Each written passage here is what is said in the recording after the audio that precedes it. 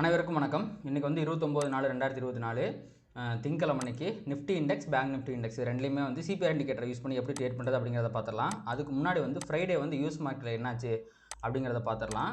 Friday வந்து result வந்து கொஞ்சம் நல்லா, சில கம்பெனிஸோட ரிசல்ட் நல்லா வந்ததுனால, முக்கியமாக கூகுளோட ரிசல்ட் நல்லா வந்ததுனால உங்களுக்கு வந்து பார்த்திங்கன்னா ஒரு செமையான ரேலி இருந்துச்சு. நம்ம ஆல்ரெடி சொன்ன மாதிரி மார்க்கெட் வந்து கன்சால்டேஷன் மோடில் தான் இருக்குது. டவ் ஜோன்ஸ் வந்து ஒரு 0.4% வந்து ஏறி இருந்துச்சு. எஸ்என்பி வந்து பார்த்திங்கன்னா ஒரு 1% ஏறி இருந்துச்சு. நாஸ்டாக் வந்து ஒரு 1.5% ஏறி இருந்துச்சு.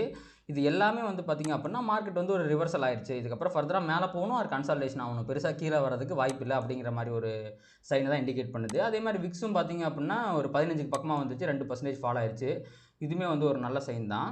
அடுத்து வந்து க்ரூட் ஆயிலை பொறுத்த வரைக்கும் இவனுமே வந்து பார்த்திங்கன்னா குறைஞ்சிக்கிட்டு தான் இருக்கான். உங்களுக்கு ஈவந்தோ அந்த திருப்பி இஸ்ரேலுக்கும் காசாக்கும் இடையில ஒரு சின்ன பிரச்சனை புதுசாக முளைச்சிருந்தாலுமே உங்களுக்கு வந்து இவன் பெருசாக ஏறல. இவன் ஏறாத வரைக்கும் அதனால் பெரிய இம்பாக்ட் எதுவும் இருக்காது அப்படிங்கிறத அர்த்தம். அண்ட் 10 இயர் பாண்டில் மட்டும் இன்னும் அகைன் 4.6 சுற்றிக்கிட்டு இருக்குது. இது மட்டும் தான் இப்போதைக்கு ஒரு சின்ன நெகட்டிவிட்டியாக இருக்குது. சப்போஸ் இவன் இன்க்ரீஸ் ஆனான்னா ஒரு சம்பவம் வந்து முக்கியமாக நாஸ்டாக்கில் வரதுக்கு நிறைய வாய்ப்புகள் இருக்குது. ஏன்னா 10 இயர் பாண்டில் வந்து டேரெக்டாக ஐடி ஸ்டாக் தான் அதிகமாக பாதிக்கும். ஸோ இதான் வந்து பார்த்திங்கன்னா யூஎஸ் மார்க்கெட்டோட நிலவரம். இது வரைக்கும் வந்து பார்த்திங்கன்னா நல்லா தான் இருக்குது. அடுத்து வந்து ஏடிஆரை பற்றி பார்த்துடலாம்.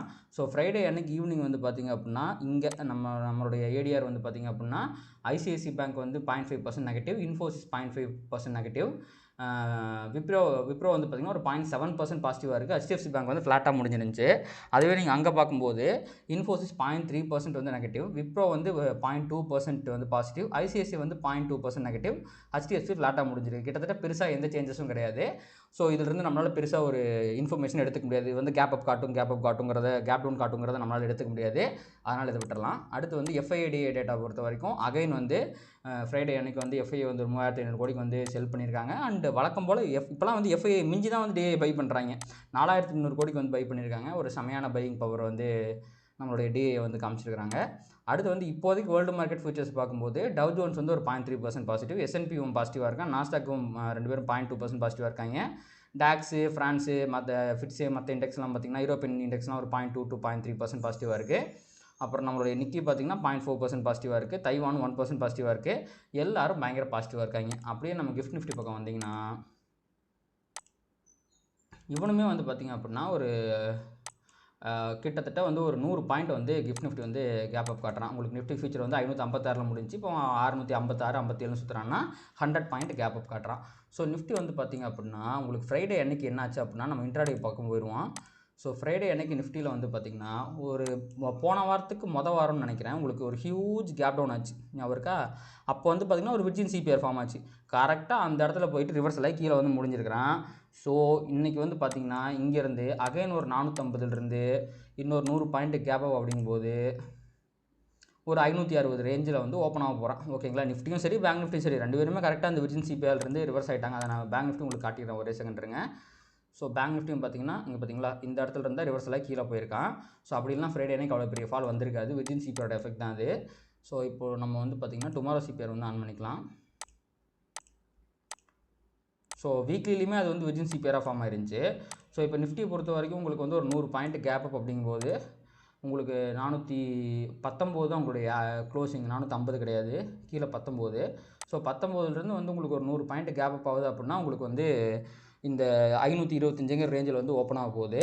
ஸோ இந்த 525 இன்னொரு 100 பாயிண்ட் மேலே தான் வந்து பார்த்திங்கன்னா விர்ஜின் சிபிஆர் அப்படிங்கிறது விஷயம் இருக்குது. நான் ஹிஸ்டாரிக்கலாக பார்க்கும்போது ஒரு தடவை விர்ஜின் சிபிஆர்லேருந்து ரிவர்சல் ஆச்சுன்னா அடுத்த நாளே வந்து அந்த விர்ஜின் சிபிஆர் உடச்சிட்டு போயிலாம் இது வரைக்கும் நான் பார்த்ததே கிடையாது. அதனால் ஒரு 90% சான்ஸ் வந்து இன்றைக்கி மார்க்கெட் வந்து கீழே விழுறதுக்கு நிறைய வாய்ப்பு இருக்குது. கீழே விழுனா பெருசாலாம் கீழே விழாது. ஏன்னா உங்களுக்கு சிபிஆர் வைடு சிபிஆராக தான் ஃபார்ம் ஆயிருக்கு. இன்றைக்கும் கன்சாலிடேஷனுக்கு தான் வாய்ப்பு இருக்குது. ஸோ மார்க்கெட் வந்து ஒரு நெகட்டிவாக இந்த சென்ஸ் ஒரு டவுன் சைட் மொமெண்டமில் வந்து பார்த்திங்கன்னா கன்சாலிடேட் ஆகிறதுக்கு வாய்ப்பு இருக்குது. பட் ஓவராலாக வந்து மார்க்கெட் வந்து பாசிட்டிவாக தான் இருக்குது. அதையும் நம்ம ஒத்துக்கிட்டு தான் ஆகணும். ஸோ இதான் வந்து அப்போ வந்து நீங்கள் பார்க்கும்போது உங்களுக்கு வந்து இந்த R1 ரிவர்சல் அப்படிங்கிறது இன்றைக்கி வந்து ஒரு ஹை ப்ராபபிள் ட்ரேடாக இருக்கும். அதே மாதிரி சிபிஆர்க்கு வந்து சப்போர்ட் எடுத்தாலுமே அகைன் வந்து R1 வரைக்கும் போகிறதுக்கான வாய்ப்புகள் இருந்தாலுமே நான் இன்றைக்கி வந்து ஒரு லோ ப்ராபபிள் ட்ரேடாக பார்க்குறேன். ஸோ அதை விட்டுருங்க. சப்போஸ் மார்க்கெட் வந்து ப்ரீவியஸ் டே லோ வரைக்கும் இந்த ஒரு 22,380 வரைக்கும் வந்துச்சுன்னா இங்கேருந்து ஒரு ரிவர்சல் எடுத்து அகைன் இந்த சிபிஆருக்குள்ளே கன்சாலிடேட் ஆகிறதுக்கு நிறைய வாய்ப்புகள் இருக்குது. ஸோ நீங்கள் ஒரு ஆப்ஷன் பையராக இருந்தால் இன்றைக்கி வந்து பார்த்திங்கன்னா இன்றைக்கி டே வந்து உங்களுக்கானது கிடையாது. ஏன்னா இன்றைக்கி கன்சாலிடேஷன் தான் எக்ஸ்பெக்ட் பண்ணுறேன்.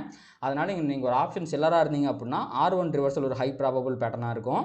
அதே மாதிரி உங்களுக்கு வந்து ப்ரீவியஸ் டே லோ ரிவர்சல் வந்து ஹை ப்ராபபிள் பேட்டர்னாக இருக்கும். இது ரெண்டு தான் வந்து பார்த்திங்கன்னா இன்றைக்கி பொறுத்த வரைக்கும் ஒரு ஹை ப்ராபபிள் பேட்டர்னாக இருக்கிறதுக்கு வாய்ப்பு இருக்குது. ஸோ நிஃப்டியை பொறுத்த வரைக்கும் அதுதான். பேங்க் நிஃப்டிலும் சேம் அதே விஷயந்தான். உங்களுக்கு வந்து இப்போ நிஃப்டியில் வந்து 419 நீங்கள் வந்து இந்த 520 வரைக்கும் போடும்போது ஒரு 0.4% வந்து கேப்பப் காட்டுதுங்களா, 0.45% கேப்பப்பாக உங்களுக்கு. அப்போது அது இவனுமே வந்து பார்த்திங்கன்னா 201 தான் க்ளோஸ் ஆனால் இந்த கடைசி ஆஃப் அன் அவர் நம்ம பார்க்கக்கூடாது. ஸோ இந்த 201லேருந்து நீங்கள் வந்து ஒரு 0.4% பார்க்குறீங்க அப்படின்னா 235 இந்த ரேஞ்சு தான் ஓப்பன் ஆக போகிறான். ஸோ ஓப்பன் ஆகிட்டு இன்கேஸ் மேலே போனான்னா உங்களுக்கு R1 வரைக்கும் போயிட்டு ரிவர்சல் ஆகிறதுக்கு வாய்ப்பு இருக்குது. அப்படி இல்லை ஃபஸ்ட்டு கேண்டிலே கீழே விழுந்துட்டான் அப்படின்னா உங்களுக்கு ப்ரீவியஸ் டே லோவிலிருந்து ரிவர்சல் தான் வந்து வாய்ப்பு இருக்குது. ஸோ பேங்க் நிஃப்டி பொறுத்த வரைக்குமே R1 reversal and previous day low reversal தான் வந்து பார்த்திங்கன்னா ஒரு ஹை ப்ராபபிள் ட்ரேடாக இருக்கும். சிபிஆர் ரிவர்சல் அப்சைடு வந்து நீங்கள் ட்ரை பண்ணாதீங்க. ஏன்னா பெரிய மொமெண்டம் கிடைக்கிறதுக்கான வாய்ப்புகள் மிகவும் குறைவாகவே தெரிகிறது. ஸோ இதான் வந்து பார்த்திங்கன்னா நிஃப்டி அண்ட் பேங்க் நிஃப்டியை பொறுத்த வரைக்கும் சிபிஆர் இண்டிகேட்டரை பேஸ் பண்ண ஸ்ட்ராட்டஜிஸ் இன்றைக்கி யூஸ் பண்ணுறது. ஸோ வாட் எவர் ஹேப்பன்ஸ், முக்கியமான விஷயம் என்னென்னா ஒரு ட்ரேடில் 1% மேலே நீங்கள் ரிஸ்க் எடுக்காதீங்க. அதுதான் வந்து பார்த்திங்கன்னா உங்கள் கேபிட்டலை ப்ரிசர்வ் பண்ணி லாங் டேர்முக்கு நீங்கள் வந்து மார்க்கெட்டில் இருக்கிறதுக்கு ஹெல்ப் பண்ணும். அண்ட் பொசிஷனலாக பார்த்திங்க அப்படின்னா நிஃப்டி நம்ம போன வாரமே சொல்லியிருந்தேன் கன்சாலிடேஷன் மோடில் தான் இருக்குன்ட்டு. இந்த வாரமும் சேம் கன்சாலிடேஷன் மோட் தான் நான் வந்து எதிர்பார்க்குறேன். இந்த கேண்டில் இருக்குது பார்த்திங்களா, நிஃப்டி பேங்க் நிஃப்டி ரெண்டுமே வந்து பார்த்திங்கன்னா ஒரு ஹியூஜ் கேப் டவுன் ஓப்பன் ஆகி நல்லா பாசிட்டிவாக முடிஞ்சிருக்கான். அதனால் இந்த கேண்டிலோட லோ வந்து பார்த்திங்கன்னா அதாவது நிஃப்டிக்கு வந்து 22,300 அண்ட் பேங்க் நிஃப்டிக்கு வந்து பார்த்திங்க அப்படின்னா இந்த 22,700 இது ரெண்டும் பார்த்திங்கன்னா ஒரு மிகப்பெரிய சப்போர்ட்டாக இருக்க போகுது. அதை ப்ரீச் பண்ணிச்சு அப்படின்னா கண்டிப்பாக மார்க்கெட் வந்து பேரிஷாக மாறுறதுக்கு வாய்ப்பு இருக்குது. அதே மாதிரி ஆல் டைம் ஹையை வந்து தாண்டிச்சு அப்படின்னா உங்களுக்கு வந்து 49,100 தாண்டினா அப்படின்னா இன்னொரு 800 பாயிண்ட் மேலே தாண்டினா புல்லிஷாக மாறுறதுக்கு வாய்ப்பு இருக்குது. ஸோ இது ரெண்டுமே நடக்காமல் இன்றைக்கி வந்து பேங்க் நிஃப்டிக்கு இந்த வாரம் வந்து பார்த்திங்கன்னா 2 நாள் தான் எக்ஸ்பைரி, புதன்கிழமைக்கு லீவு. ஸோ மண்டே டியூஸ்டே 2 நாள் தான் இருக்குது. ஸோ இதுக்குள்ளே வந்து எனக்கு தெரிஞ்ச பேங்க் நிஃப்டி கன்சாலிடேட் ஆகிறதுக்கு நிறைய வாய்ப்புகள் இருக்குது பிட்வீன் இந்த 700க்கும் இந்த ஆல் டைம் ஹைக்கும். ஸோ கீழே கொஞ்சம் கம்மியாகவும் மேலே கொஞ்சம் அதிகமாகவும் கன்சாலிடேஷன் ஆகிறதுக்கு வாய்ப்பு இருக்குது. அதை பொறுத்து இருந்து பார்க்கலாம் எப்படி என்னங்கிறத. அண்ட் பொசிஷனலாக வந்து பார்த்திங்கன்னா இந்த சேனல் பேட்டர்ன் இருக்குது பார்த்திங்களா, நான் நிறைய லைன்ஸ் போட்டு வச்சுருந்தேன், அதனால தான் வந்து இதை காட்டாமல் விட்டேன். ஸோ இந்த சேனல் பேட்டர்னுக்குள்ளேயே வந்து பார்த்திங்கன்னா பேங்க் நிஃப்டி கன்சாலிடேட் ஆகிறதுக்கு நிறைய வாய்ப்பு இருக்குது. நிஃப்டியும் அதே இது தான். உங்களுக்கு வந்து இந்த ஒரு நிமிஷம் இந்த ஒரு அசெண்டிங் சேனல் இருக்குது பார்த்திங்களா, இந்த சேனலுக்குள்ளேயும் அவன் கன்சாலிடேட் ஆகிறதுக்கு தான் வாய்ப்பு இருக்குது. ஸோ அவ்வளோதான் இன்றைக்கி டேக்கான அனாலிசிஸ்.